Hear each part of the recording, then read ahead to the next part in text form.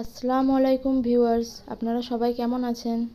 আজকে চলে এসেছি একটি ডেজার্ট রেসিপি নিয়ে, গোবিন্দভোগ চালের পায়েস। তো চলুন শুরু করা যাক।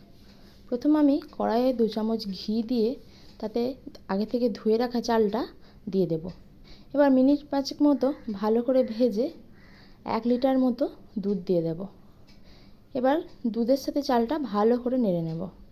তারপর তাতে 2টো এলাচ, 1টা তেজপাতা আর একটু দারুচিনি দিয়ে দেব।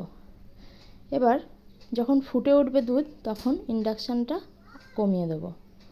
তারপর ভালো করে নাড়ব। যখন চাল সেদ্ধ হয়ে যাবে, তখন আমি একটা স্ম্যাশারে করে হালকা স্ম্যাশ করে নেব। এবার তাতে পরিমাণ মতো চিনি দিয়ে দেব আর 1 প্যাকেট আমুল দুধের দিয়ে দেব ভালো করে গুলে। এবার একটু কালারের জন্য আমি এখানে 5 থেকে 6টা বাতাসা দেব। এবার ভালো করে সমস্ত কিছু মিশিয়ে নেব।